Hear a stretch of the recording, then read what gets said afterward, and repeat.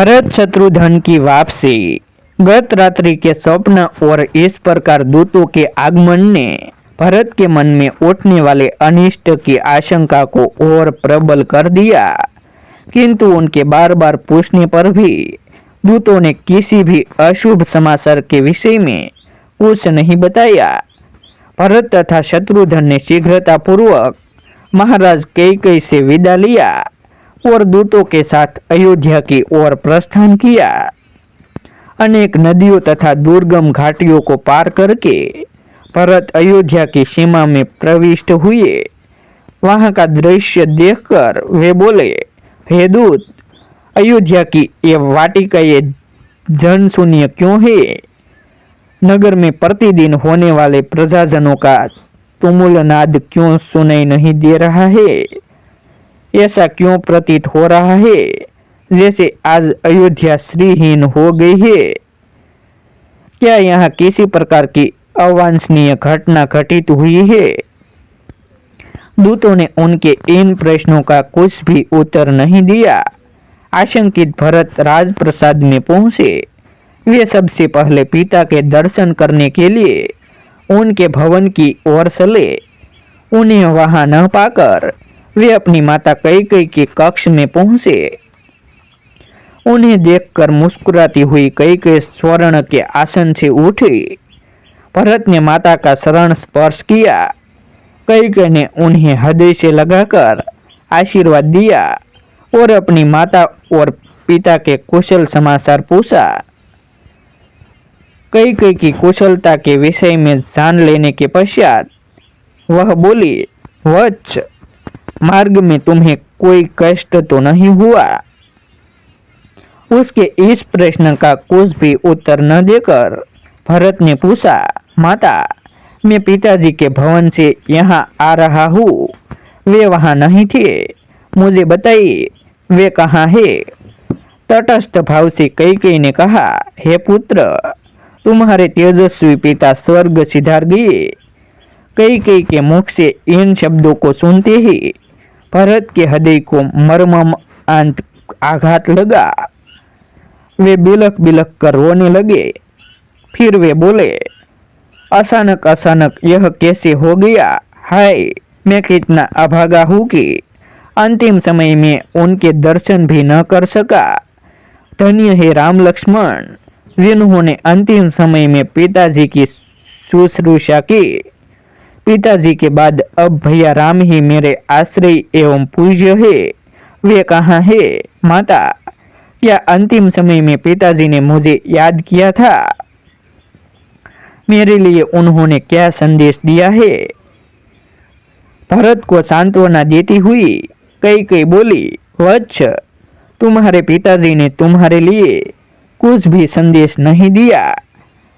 5 दिवस और 5 रात्रि तक वे हे राम, हे लक्ष्मण, हे सीता कहकर विलाप करते रहे और विलाप करते करते ही परलोक सिधार गए। यह सुनकर भरत की पीड़ा और बढ़ गई और वे बोले, क्या पिताजी के अंतिम समय में भैया राम भी नहीं थे? क्या पिताजी को उनके वियोग में प्राण त्यागने पड़े? वे कहाँ चले गए थे?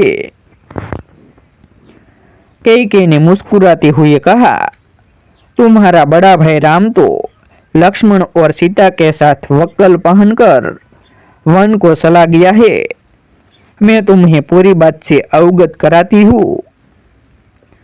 तुम्हारे पिता ने राम के अभिषेक का निश्चय किया था। राम के अभिषेक की बात सुनकर मैंने महाराज से 2 वर मांग लिए। प्रथम वर से तुम्हारे लिए अयोध्या का राज्य मांगा और द्वितीय वर से राम के लिए 14 वर्ष का वनवास। राम के साथ सीता और लक्ष्मण भी स्वयं अपनी इच्छा से चले गए।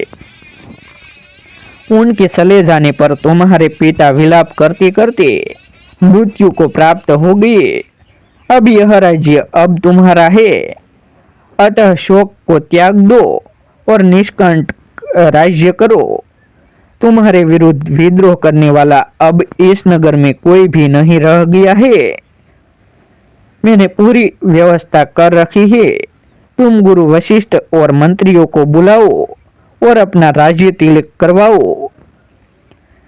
राम लक्ष्मण के वनवास के विषय में और पिता की मृत्यु का कारण जानकर भरत का मन व्यथा से भर गया और साथ ही साथ उनका तन क्रोध से जल उठा। वे बोले, हे पापिनी माते, तुम रघुकुल का कलंक हो। मेरे भाइयों के वनवास और पिता की मृत्यु का कारण तुम्हारी दुष्टता ही है। तुम रघुकुल का नाश करने वाली नागिन हो। ये जड़ बुद्धि, तुमने राम को वन क्यों भेजा? मुझे तो प्रतीत होता है कि पिताजी की भांति माता कौशल्या और माता सुमित्रा भी पति और पुत्र वियोग में अपने प्राण त्याग देंगी। राम भैया तो तुम्हारा मुझसे भी अधिक सम्मान करती थी। माता कौशल्या तुम्हारे साथ सहोदर भगिनी जैसा व्यवहार करती थी। फिर तुमने इतना बड़ा अन्याय क्यों किया? ये पाषाण हृदय माता, जिन भाइयों और भाभी ने कभी दुख नहीं देखा, उन्हें इतना कठोर दंड देकर तुम्हें क्या मिल गया? भैया, राम के वियोग में मैं पल भर भी नहीं रह सकता। क्या तुम इतना भी नहीं जानती कि सद्गुणों में मैं राम के शरणों की धूलि के बराबर भी नहीं हूँ? तुमने मेरे मस्तक पर बहुत बड़ा कलंक लगा दिया। मैं इसी क्षण तुम्हारा परित्याग कर देता, किंतु तुम्हारे उदर से जन्म लेने के कारण ऐसा भी नहीं कर सकता। अस्तु, मैं यदि तुम्हें नहीं त्याग सकता तो क्या हुआ? अपने प्राण तो त्याग सकता हूँ। मैं विष खा लूंगा या वनों में राम को ढूंढते हुए प्राण दे दूंगा। यह तुमने कैसे भुला दिया कि ईक्ष्वाकु कुल में सदा से ज्येष्ठ पुत्र ही राज्य करता आया है। मैं अभी वन जाकर राम को वापस बुला लाऊंगा और उनका सिंहासन उन्हें सौंप दूंगा। इतना कहकर वे शत्रुघ्न सहित रोते रोते कौशल्या के भवन की ओर चले दिए। भरत और शत्रुघ्न ने माता कौशल्या का शरण स्पर्श किए। उन्हें आशीर्वाद देकर कौशल्या बोली, वत्स, यह तो अच्छी बात है कि तुम्हें राज्य प्राप्त हो गया, किंतु निर्दोष राम को वनवास देकर तुम्हारी माता को क्या मिला? मैंने निश्चय किया है कि तुम्हारे सिंहासन संभालने के पश्चात मैं भी वन चली जाऊंगी। उनके इन शब्दों को सुनकर भरत ने रोते हुए कहा, हे माता, आप मुझे क्यों दोष देती है? जो कुछ भी हुआ वह मेरे अनुपस्थिति में हुआ है। भैया के वियोग में तो मेरा हृदय फटा जा रहा है। उनके बिना अयोध्या का तो क्या, यदि त्रैलोक्य का राज्य भी कोई मुझे दे दे तो मैं नहीं लूंगा। राम के वनगमन में यदि मेरी लेश मात्र भी सहमति हो तो मुझे रोर व नरक मिले। इसी समय भूमि फट जाए और मैं उसमें समा जाऊं।